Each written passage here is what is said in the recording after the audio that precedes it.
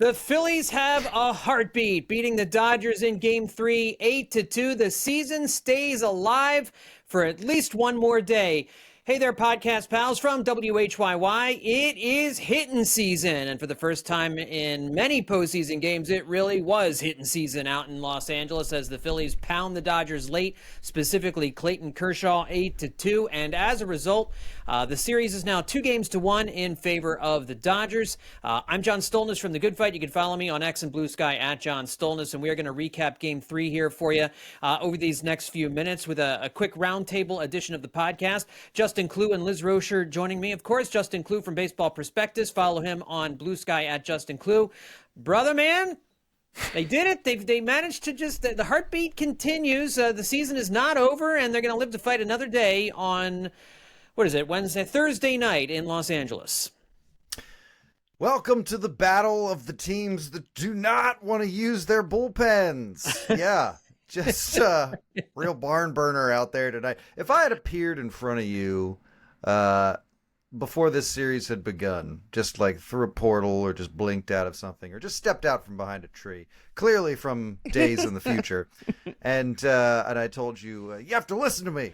The Phillies are going to, like, the way this NLDS is going to go is they're gonna go down 2, and then they're gonna go out to LA and get like completely flattened, and that's gonna be the series.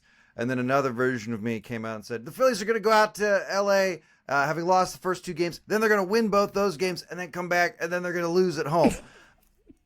And then another version of me came out and was like, the Phillies are going to win those 2 games at home and then lose the next 3.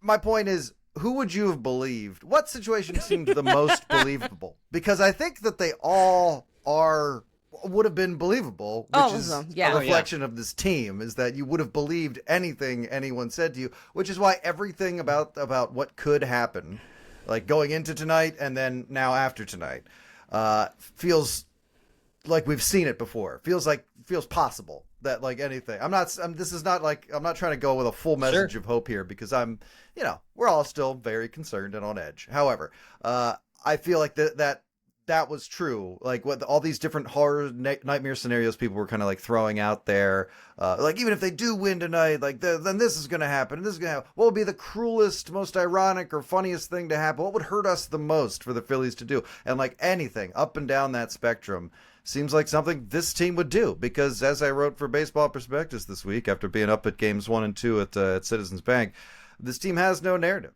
because it actively rejects every narrative. But that's what every fan and podcast is here to do, is to just talk about these narratives we've assigned them, and they just don't want them. They shake them all off, and tonight was a big part of that.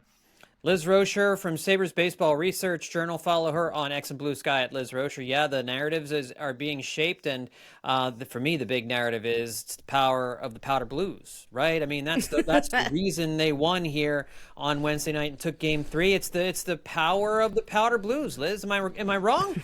MLB made a mistake allowing them to wear them. Yep, they're back. The Phillies have used that as a comeback tool. We should all be very proud of them for having it be a uniform at most. This should be uniform, their and man, just times. Some really questionable pitching tonight. They managed to take advantage of. I'm like, oh, I know these guys. I remember these guys. These guys are the ones that win. Yeah. Where have they been?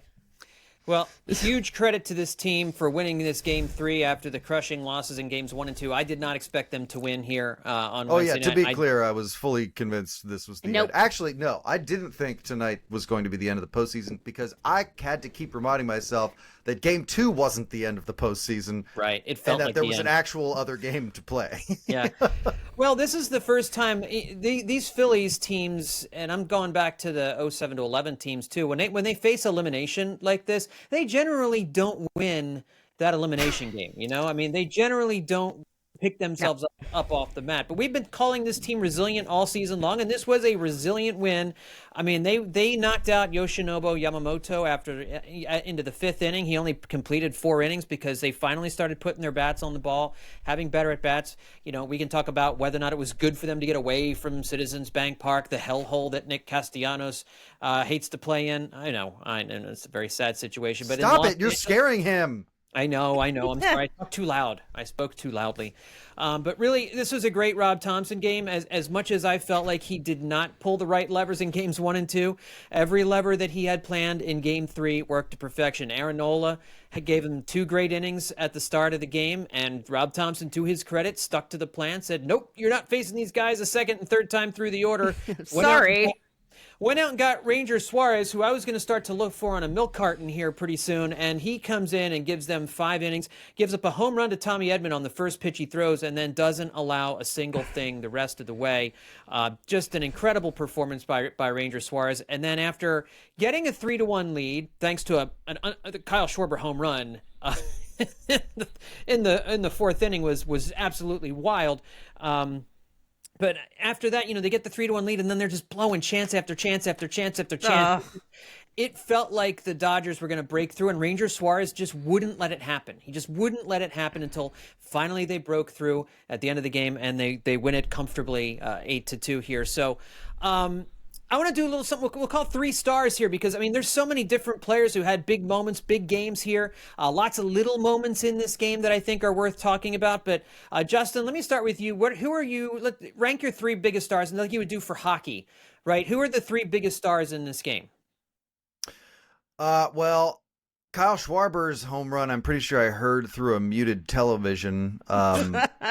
As far as like moments that woke up an offense, I think you can totally let that sort of a little more like hyperbolic theatrical language fly, because that's really what that felt like. He also passed Bernie Williams with his 2nd home run of the night, because he did hit 2 of them, to move up into 3rd on the all-time postseason home run list. So 23 career playoff home runs, trails only Manny Ramirez with 29 and Jose Altuve with 27. Ooh. So that was a big moment, and nobody cares about that milestone in that moment, but that just adds a little more prestige to a real turning point for this baseball game, at the very least. So you gotta give one to Schwarber, and then I feel like the other 2 have to go to your pitchers. Number 2 to Ranger Suarez, and I'll give Aaron Nola number 3 because he didn't accidentally pitch underhanded in any of his 2 innings. That he did his job. He did the job he was brought out to do, and that's great, man. But that's where we're at with Aaron Nola. Anytime that it works, it's just like, that's okay, cool. But you got to be ready. However, we don't have to. He did his job tonight, and that was great. So he can get a star. And like you said, Suarez really delivering the pitching performance the Phillies needed, not just passable or good, but utterly dominant. He was keeping unhittable the Dodgers Ranger tonight. Yeah, off the board. Some of those breaking pitches were just mind scramblers, just absolute not. But I do want to give some stars out as well, because Dave Robertson, Clayton Kershaw, you got to give them their credit Yes, for you do. really delivering the Phillies this win. So yeah, I think you can point to some other people, but for me, those are your big 3. I'm going to ask you, Liz, for yours in just a second, but I do want to mention something. It was questionable that Clayton Kershaw came out for that 2nd inning, because he did not look good in the inning in which he managed to escape. Dave Roberts announced after the game that Tanner Scott was unavailable in this game. He left the team for personal reasons.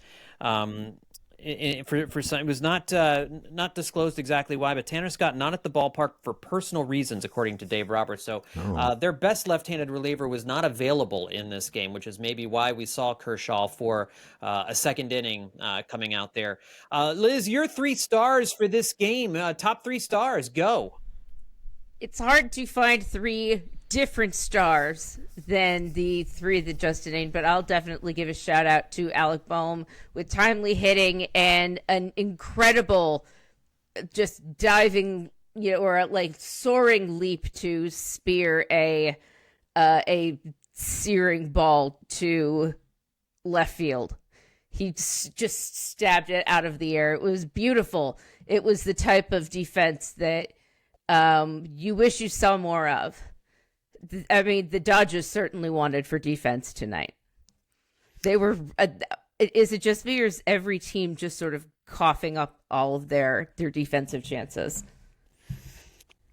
The Phillies hit a lot of hard hit balls that felt like they were right at somebody tonight. But yeah, there were. That's part of, I think, the Dodgers makeup is that they can get sloppy. They have been sloppy. They have not looked sloppy for 2 games, but that's been part of their game. But both of these teams are such mirror images of each other because the Phillies were sloppy in this game. I mean, you had a miscommunication between Bohm and Turner in the 9th inning on a ground ball that went through. That didn't end up mattering a whole lot, but it was still kind of annoying. And you had Kyle Schwarber getting thrown out at first base on a ball that bounced at the plate, and he thought Turner was going to take off for third, and he was going to take off for second. At the time, it's still 3-1. It was one of those golden opportunities that the Phillies seemed to fritter away in Kershaw's first inning of work. So he got thrown out at first base, and you had Brandon Marsh diving for a ball in the first inning that turned into a Mookie Betts triple. He also didn't read a ball off the bat correctly. I forget who hit it, but it blooped into center field for a single. Was that Edmund too, maybe? I don't remember exactly who that was. But you had, and then Harper gets thrown out at home in the big inning. And again, I think that was fine. I don't mind being aggressive there. And you know, Hernandez makes a good throw. I get it. Dusty Wathan waved him in. So, I mean, you know, that's not... That's You've already not banked a few runs. I mean, that's like, I think the universally agreed upon okay time to get thrown out at the plate. Right, exactly. My 3 stars, I mean, in order, I think you've got to go Kyle Schwarber because I agree with you. I think his home run broke the seal a little bit. It got everybody to relax, because it answered right away Tommy Edman's home run. Like that next half inning, Kyle Schwarber comes up and hits the ball out to lead off the 4th. So that was a big exhale, I think, for the offense. They just find it because they didn't look very good taking swings against Yamamoto in the first 3 innings, and how far he hit that ball. There's no way that only went 455 feet. There's no way.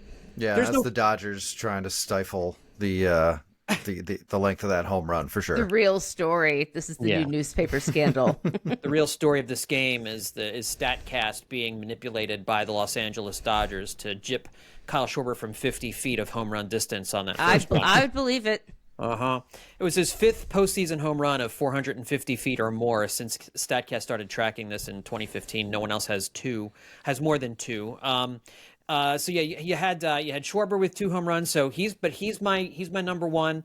But it was really hard to give it to him over Ranger Suarez, who again was just dominant in this outing. That's as good as he's looked all season, and he's looked like that at various points this season. And when he's like that, he gets locked in. Man, oh man, you don't want to get in his way. I would love to give a star to Aaron Nola, but he went 2 innings. But I mean, it was really important that he did his job and got out of that first inning without giving up a run. I mean, Betts hits the triple. He's sitting on third with 1 out, but manages to get Teoscar Hernandez out without allowing that run to score, and manages to. That's actually nuts. It is crazy, right? Yeah, it's the kind of thing that it's like it's so in the Phillies' favor that I'm like, oh boy, we're paying for this somewhere. Like there's a bill is now due somewhere down the line. Yeah. And so yes, I mean lots of different angles from this game too. But I obviously the main one, I didn't give you a 3rd star. I might have to give it to Trey Turner as star number 3, because he had a couple of really big knocks in this game. But I know maybe it goes to JT Realmuto, because Realmuto hits the home run in the 8th inning that makes it a 4-1 game, gives you that insurance that you needed. And he had a double in this game as well. His swing looked really good, really throughout this series. He's probably been their best hitter in the first 3 games of the series so far. He had the big triple, obviously, in Game 1 that against Shohei Ohtani. Turner, that we've been talking a lot about the top 3, the top 4 hitters in this game: Turner, Schwarber, Harper, and Alec Bohm combined to go 11 for 16 with 2 Schwarber home runs and 5 RBIs. And that's with Schwarber and Harper failing in a couple of key spots in the middle of this game. The Phillies had some offensive opportunities here that they couldn't take advantage of. They had a runner on second with 1 out and didn't score, guys. They had runners on second and third with nobody out and didn't score. Schwarber and Harper making outs in that spot. And then runners on first and second with nobody out against Kershaw that first inning. Schwarber gets picked off, Harper flies out, and then Marsh hits a rocket that gets caught by Teoscar Hernandez. You can't do anything about that. But even with those moments, the top 4 in this lineup, and really the entire lineup, Liz, they did their job in this game, which is not something we could have said in the first couple of games. And you can see when they do their jobs what kind of impact it has on this team, and everybody relaxes. Yeah, it felt good to not be worried for a little while. They actually had a lead, and then they started adding to it. Like it wasn't just one flash and it was over. They added to it later in the game, which made me feel good about, a future game. They might be able to repeat this. Mm-hmm. It seems more like the opening of a floodgate as opposed to just a one-time thing that happened in the middle of the game because they got to this one pitcher. I mean, Liz, do you make anything? Do you think there's something to what Pedro Martinez was saying in the postgame show about they just needed a couple of games following the bye to kind of get themselves together? Sure. I mean, I could also say no. Like, I don't think what do we'll you ever feel? What do you think in your heart? What are you? Well, in my heart, yeah, it feels wrong. They were just, I don't know. I don't think that they needed a few games to get back in the swing of things because that just implies that the bye is terrible. It does. I don't think we need that. Any more talk about that? Yeah, that is the implication. Yeah, Justin, what do you think? So this was I'm not going to say it was a well-played game. This was a good game for the Phillies. They played a lot of games like this in the regular season where they definitely had their flaws on display, but their strengths were enough to overcome them. It was good that they won. I disagree with Liz right now. I have not come back from my biggest concerns about this team at this point. I am not convinced that this was perhaps the start of something. I do think there are reasons to think this might have been an isolated incident. I'm not saying they can't score again tomorrow, but like there are reasons to look at this, I don't know, a little more like there's something I'm calling the Lance McCullers Jr. zone. And those last 5 runs the Phillies scored in this game came in what we call the Lance McCullers Jr. zone. The Phillies looked great after Game 3 of the 2022 World Series. I left the stadium thinking they pretty much had it locked up from that point on because they teed off on the Astros, except they didn't. They teed off on Lance McCullers Jr., who Dusty Baker made a point to leave in the game to absorb these innings. And whether Dave Roberts agrees or not, Clayton Kershaw is cooked. We now know there is a reason he came in for a second inning, but he's not in there creating an expanding garbage time because it's part of some kind of plan. It's, not what they wanted. And he was left in the game. They didn't scramble to relieve Kershaw. Roberts was just kind of comfortable punting this one. Yeah, he let him wear it. And the Phillies absolutely a little wild. The Phillies tore him to shreds. And while that was great, and they scored the perfect amount of runs, I was like, okay, this is good. No more, because then we're going into too many runs today means no runs tomorrow territory, and that was great. Yeah. So it was very comfortable and everything, but at the end of the day, it was all mostly off Clayton Kershaw. I think the more important runs came early when the Phillies were getting to Yamamoto, a pitcher who they did have problems with earlier that showed an ability to overcome an obstacle that has already presented itself to them, whereas Kershaw it's kind of like an old horse in a field. It's about to be led into a truck, Yeah. Though I will add, to put a positive bow on this, more positive bow. Where is that truck going? Is that this team, any team, but this team specifically, that's what they're supposed to do against a pitcher in that state. And, I feel like this is definitely bias, but, it feels like the Phillies are the one team out of 30 that gets, utterly knocked out by a pitcher who's just been, getting crushed by everyone else just because, they've never seen him before or something. So that's not the case because they've obviously seen Kershaw before, that they handled him the way any professional baseball team should at this point and just kept hammering and hammering and hammering is a good sign. And to Pedro Martinez's argument, that's a great opportunity for some just live batting practice when Clayton Kershaw's just, I'm not even being totally sarcastic. That's a great way to okay, solid contact, or I'm trying to do this. And a pitcher who's really struggling is going to make it more easy for you to accomplish what you're trying to accomplish at the plate. So no, I totally agree. I think that totally serves a purpose and can be viewed in that way. But as soon as they were really teeing off on Kershaw, the first thing that popped into my head was Lance McCullers Jr. Yeah, Kershaw had a good season as a starter this year, a surprisingly good season as a starter this year. You and I both know that's a different man who comes into postseason games wearing Clayton Kershaw's jersey. Different. It is, and it's obviously his stuff. You can just see is diminished. He doesn't have the fastball that those other guys have. It's now he's allowed 5 or more runs in a postseason inning 4 times in his playoff career. That's the most 5-run innings allowed by any pitcher in postseason history.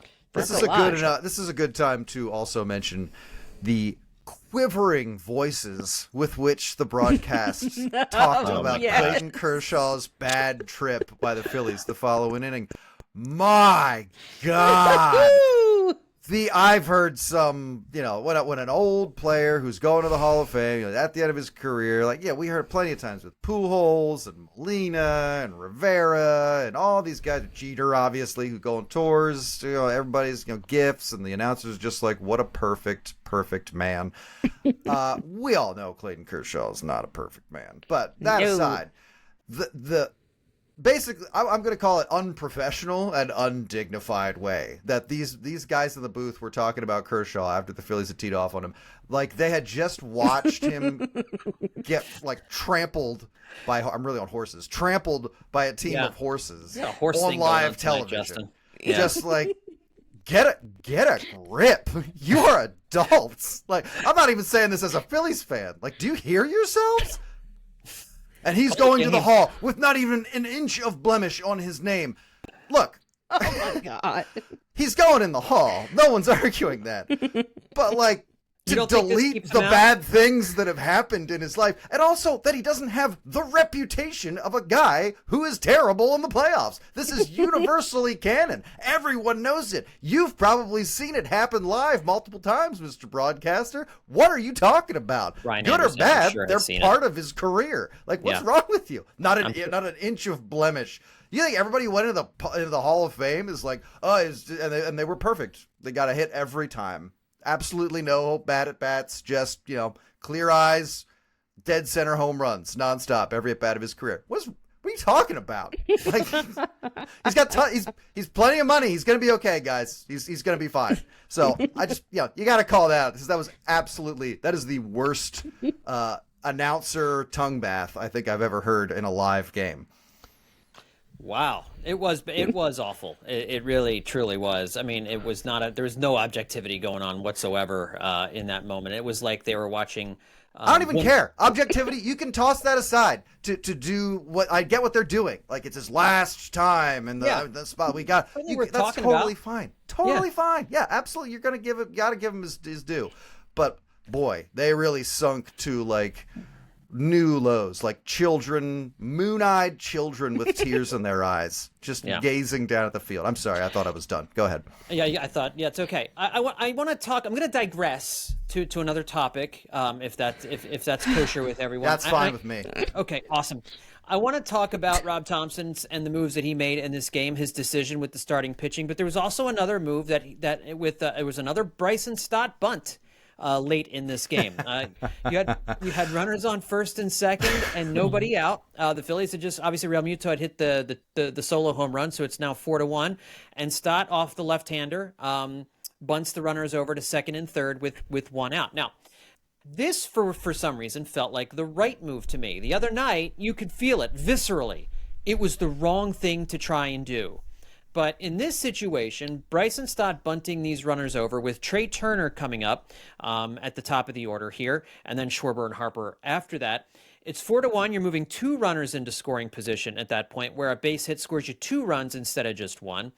And Trey Turner comes through with a base hit to the opposite field and scores those 2 runs. It all worked out. The move by Rob Thomson there, in addition to the pitching move that he made at the beginning of the game, going with Aaron Nola and then Ranger Suarez to back it up. This was a game where, Liz, everything worked in Rob Thomson's favor. Every button he pushed was working, and that is not the story from the first 2 games of the series, obviously. No, it did work out this time, and I guess it all had to, by the law of averages, at some point work out. I don't necessarily think it means it was the right move just because it worked out, but it all worked out. It's hard to say more than that because we've all been proven wrong from the game before, right? Especially with the Stott bunt, which I just continue to disagree with.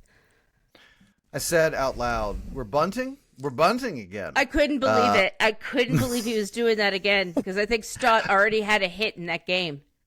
But I think look, give Topper this much. He doesn't hear you. If you don't like his decisions, he does not hear you. Does not care. Does not care. So, okay, fine. I think the lesson here is that Thomson is a manager who views bunting, or maybe just Bryson Stott bunting, as a tool in his toolkit, and he will use it as he sees fit. I don't think it's necessarily like he called for it the one game and it was wrong, and he called for it this game and it was right. Exactly. I think it's more like he views that situation, and in that situation, Bryson Stott bunting is like taking up a lot of the pie chart in his head as far as like what to do in this situation. I think you're just getting a good idea of like what his brain looks like when he's operating there. And I know a lot of people disagree with him, but ultimately Topper's choices work better when the Phillies are playing better, and they were playing better tonight. Yeah.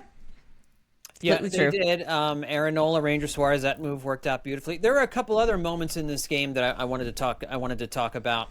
A couple of key moments, and this when the game was really close for the first 7 innings. You had a situation here where you had the Dodgers were starting to threaten against Ranger Suarez. You had Max Muncy coming up to the plate with runners on first and second and 1 out. This was when Will Smith gets a hit to right center field, and then Marsh misplayed the blooper to center. Put runners on first and second, again with 1 out. Harrison Bader, the Phillies are really missing him. So much. And defensively. Because Marsh sure did really want to catch that one. that was like watching a golden retriever land in a puddle. What's the best thing you could possibly say about this? In any situation, it's he really wanted to catch that. You can't dispute it. It's definitely true. But the difference between this game and the first 2 games is Max Muncy did not come through with the big hit in that situation. Ranger Suarez gets in his kitchen a little bit, and Muncy rolls a grounder to second base that the Phillies turned beautifully. That's a big spot in that game, and Ranger Suarez just coolly walking off the mound, little smirk on his face, no fist pump, no histrionics, just like, man, I'm Iceman. And that's just what he does. And when he was dialed in like that Max Muncy double play ball was a huge moment. Muncy now 11 for 70 with a 564 OPS against lefties this season. That's a 157 batting average as well. I mean, Liz, I think it's kind of surprising Dave Roberts let him hit in that spot. I don't know who else he had on the bench right-handed, but he had to have someone else. I don't know who he had, but I mean, I guess he loves to trust his veterans. Max Muncy is definitely a veteran now, and he just like the other decision, that Topper made. Like, this is just Max Muncy goes here. This is where Max Muncy goes, despite his absolutely atrocious record against lefties this season. I don't know. I mean, maybe he had someone better on the bench, but there are a whole bunch of other guys that he put into the game. So maybe he did run out of guys. Who knows? The other moment, Justin, I wanted to mention was when you had I lost it. I've got a whole bunch of notes. They're just kind of scattered around in front of me here, all over the place. So in Ranger Suarez's last hitter, going up against Shohei Ohtani. I think it was it the third time he was facing Ohtani? I can't remember if it was the first time or the second time or the third time. I think it was the third time he faced Ohtani. Ohtani, it's 3-1. He hits a fly ball to deep left field. It looked to me off the bat, Justin, like it was going to be a fly out to medium left field. And that ball it kept going and going and going. Again, in games 1 and 2, Max Kepler runs out of room there. And that ball sails over his head and out of the ballpark. Not here in game 3. He's right up against the wall and makes the catch. And now Shohei Ohtani is he's in the throes of it here in this series. The Phillies continue to pitch him well. 1 hit in this series for Shohei Ohtani. It ended up being the game winner in game 2, but they are doing a great job with him so far.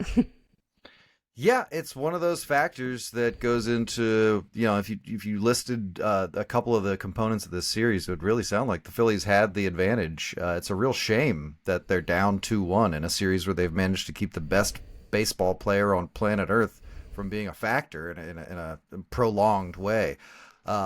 Yeah, and I mean, I feel like that speaks to this team's strengths. However, the Dodgers do have 8 other hitters on a regular basis, and some of them are pretty good. Teoscar Hernandez has been, I think, kind of a nemesis for this series. But I will say that I not to take a left turn away from exactly the content of your question, but I feel better playing the Dodgers than I ever did playing the Mets last year. I could not get comfortable during that series. This series, I think you're right that these teams are more mirror images of each other, and for that reason, I feel like this is a more evenly matched series, and the Phillies being in Los Angeles is less of a factor than being in New York last year. I agree. I agree with that 100%. And I think the Phillies have more confidence. The Phillies, I think, know they can beat this team. I think they know they can win in Los Angeles. They took 2 of 3 in Los Angeles a few weeks ago, coming back late in both of those games and some seesaw battles and, getting some clutch hits late. I don't think now it's a different Dodgers team right now because they are trying to, if one of their starters gets knocked out after 3 or 4 innings, they've got to use the bullpen, right? They don't have a choice about that. And that's what happened here in Game 3. That's what you're hoping to do is just get Tyler Glasnow out, the Game 4 starter. Get him out early. Get Ohtani out early if you get it to a Game 5, just so you can get to the bullpen and you can't allow the Dodgers to use all these other starters that they have as relief pitchers. And that's why the playoffs are different than the regular season for the Dodgers. They didn't have most of these guys for most of the regular season. Like Blake Snell was out for 4 months and came back in August, and now he's pitching like this. They didn't have Shohei Ohtani in the starting rotation for most of the season, and now they've got him, and they've got him as a 5-6 inning guy throwing 100 miles an hour. So, you didn't have the Dodgers are a different team now than they were at the beginning of the season. But the Phillies just beat these guys 2 out of 3 in Los Angeles. They have had their number over the years. They've had Ohtani's number over the years that Ohtani has been there. Really, over these last 3 years, the Phillies have played them really well. They have a winning record against the Dodgers. And they have kept Ohtani down 1 for 14 in this series, the Phillies against Ohtani. So that's a huge number. As much as we talked about Turner, Schwarber, Harper, Ohtani, they're not letting him face any right-handers. They're just, with the exception of Aaron Nola in the first inning in this game, they are not. That's why you saw them bring in Tanner Banks. Even though Taijuan Walker couldn't get through the 9th inning, you're not facing a right-hander. I don't care. We're not doing this. We're not going to let you even think about getting hot at this point.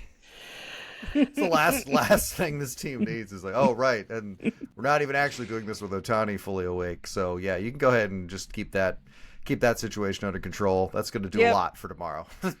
Well, and look, as we start to look ahead to Game 4 now, one of the things that this late rally did, scoring all those runs off of Clayton Kershaw, did what the Dave Roberts, I think, was letting Kershaw wear it to kind of save some of the other arms in his bullpen. But by doing that, by allowing the Phillies to score 5 runs in the 8th inning and make it a blowout, he didn't have to use, before that inning, we were looking at a 6-out save from Joan Duran in this one. Or at the very getting at least coming in and trying to get Betts, Teoscar Hernandez, and Freddie Freeman in the 8th inning, and then maybe they go to Kerkering in the 9th. But they looked at that 8th inning as the most important inning because you had those 2 right-handers coming up in that spot. So I don't know what Thomson's ultimate plan was going to be. I know he's talked about allowing Duran to go more than 1 inning. 2 innings is a lot. Getting 6 outs is a lot. He's done it. He's gone multiple innings in the postseason before and done it with some success. I don't know what the plan was. We'll never know exactly what the plan was in this one. I don't want to know. Nope, I don't want to know. Thank God we won't know. Those 2 scenarios you just described are so hair-raising. I'm so glad they were not a part of the action tonight. Thank God. But that's where the offense scoring all those runs comes in so handy. You didn't need to use Duran at all in this game. Mm-hmm. So now, and you didn't need to use Matt Strahm in this game. You used Orion Kerkering in this game, but again, Kerkering, he didn't throw many pitches in this one. They were all low stress. So he'll be available tomorrow. Tanner Banks threw 1 pitch. He'll be available for Game 4. You'll have Duran available for multiple innings or multiple, 4 or 5 outs, however many you want. You can use him for more than 1 inning tomorrow, and you'll have Matt Strahm. Again, I don't feel confident in Strahm. I don't feel confident in some of these guys, but you were able to use Taijuan Walker in the 9th, and he got you 2 outs. Briefly. And Tanner Banks for 1 pitch. So it has helped set the bullpen up for Game 4 and allowed, especially with Duran, Justin, it gives them flexibility now with him to be able to call him in the 8th inning. And if they have to go through Betts and Tasker Hernandez in the 8th inning, they can use him in that spot or try and get 5 outs if it's like if they get to him with like 2 outs in the 8th or something like that. Yeah, I mean, this game looks weird in the box score, but the Phillies really did themselves some favors here because, now you get a fresh start with Chris Sanchez in Game 4 with their ace, and you get, a still fully juiced Duran coming out of the bullpen. So when I opened the show saying the two teams that don't want to use their bullpens, part of it is that I think both teams are aware of the vulnerabilities in their bullpens. I don't think the Phillies is as so far gone as I've seen the Dodgers be this postseason and late in the regular season. But the more they can avoid it, either by in an effort to save arms or keep certain arms fresh, or just keep guys who aren't as reliable from being factors in the game, they're going to take every opportunity to do so. And tonight, they really just kind of skipped and danced around having to use anybody that would. And again, obviously, the offense plays a huge role in that by giving them a big enough cushion to not have to be too concerned about who was on the mound or too strategic about who was on the mound. They could be more strategic about who's going to be on the mound in Game 4 and hopefully Game 5. So that was a huge favor they were able to do themselves. And I do think that's going to be a big factor in whatever baseball they have still ahead of them. So, Liz, the Game 4 matchup, Christopher Sanchez, of course, the Phillies ace, a 2.50 ERA on the season, will go up against Tyler Glasnow, 3.19 ERA. So he had a good season. He wasn't available the whole season either. One good thing about Glasnow starting in Game 4 is they can't use him out of the bullpen in Game 4 either. So you've got to use him as a starter. I don't know if they'd use Blake Snell out of the bullpen. I guess they could. Dave Roberts, if that idea pops into Dave Roberts' head, he's going to do it.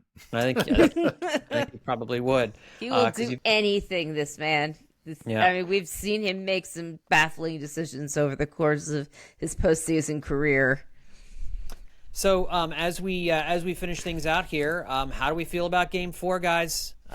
Is it the power of the powder blues? Is it simply just the powder blue magic? Is it getting away from Citizens Bank Park? Do the Phillies have the pitching matchup advantage here in Game 4, Liz? How are we feeling now that the Phillies have shown they've proven they can win a playoff game? They can score more than 3 runs in that playoff game. And maybe they've planted a little seed of doubt in the Dodgers. They wanted to get it done.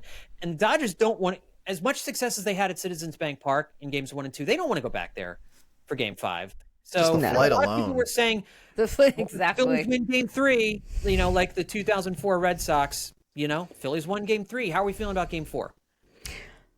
I'm feeling cautiously optimistic. It's Chris Sanchez. Yeah, I'm going to feel cautiously optimistic. I don't think their time in the playoffs is done yet. So I'm placing my hopes on Chris Sanchez and an awakened offense. Let's hope.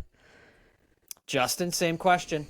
Well, here, at this point, at the raggedy edge, no one's really parsing anything or breaking anything down anymore. I mean, this is the most primal baseball you're going to see the Phillies play and the fans experience all year long. So trends and history and projections, they might all factor into the decisions about who's out there and when. But ultimately, this is just going to come down to whether or not the Phillies can win one ball game. That's going to be their struggle for the rest of this series and, potentially from the rest of a postseason that they may or may not be a part of. So I guess to answer your question, obviously I feel more confident about them winning the series than if they had lost tonight and the series was over. Yes. So, Fair enough. But I'm not all the way back, and I was just sitting here while you guys are talking and being like, oh God, what if they win Game 4? And I was like, wait, why is that a bad thing? I know. Playoffs are weird, man. It's so wild. My conclusion is this: if this is a great win, gives me more hope that they can win tomorrow. You can see more of the ways that they could win tomorrow. The image of them winning is fresher in everyone's minds, and it just seems more possible. And if nothing else, it was just nice to see them win again. Yes, it was. Really was nice to see them finish on the winning side of a playoff game. That's true. And I will say, I do think it helped them to get away from Citizens Bank Park. I do think it helped them, especially as they kept kind of coming up short in some of these big situations. We've seen them have games like this where they do come up and fail to produce with runners in scoring position, but they keep getting runners in scoring position. Like they continue to have those opportunities, and then they finally, like the dam finally breaks. And that's what happened in Game 3. We've seen them do that in the regular season this year.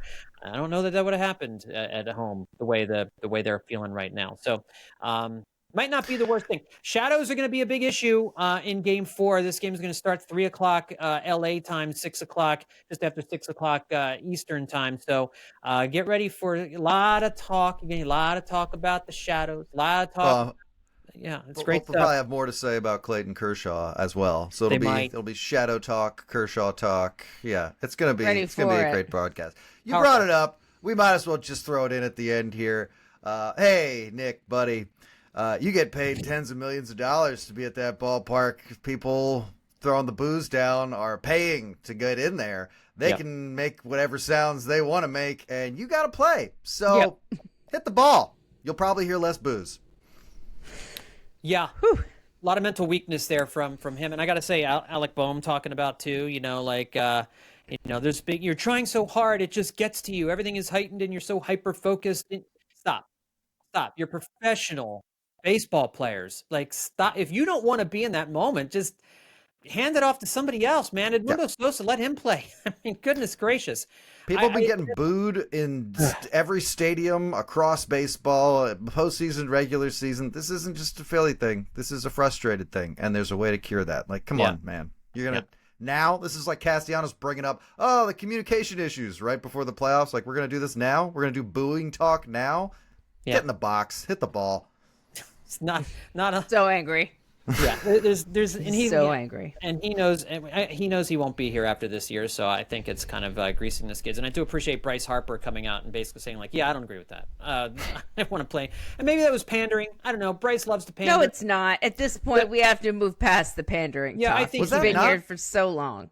Was that not an old quote? I could have sworn that was something he said before, where he was like.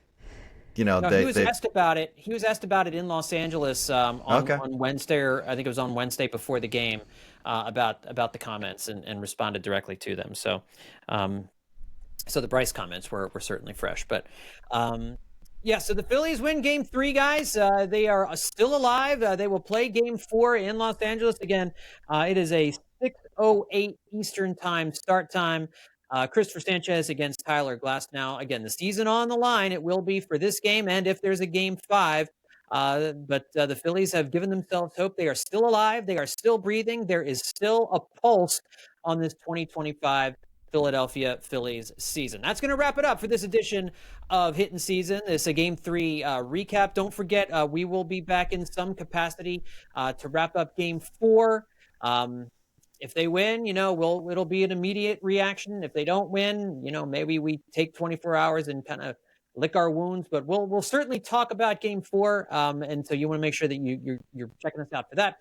This episode will be on the WHYY YouTube page, as will all of our post-game recaps. So you can subscribe to WHYY on YouTube, and then you'll get this show and every other podcast we do during what we hope will be an elongated playoff run. That was given a little more hope for that here after winning Game 3. Thanks, everybody, for tuning in. We'll talk to you next time, hopefully after another Game 4 win right here on Hittin' Season.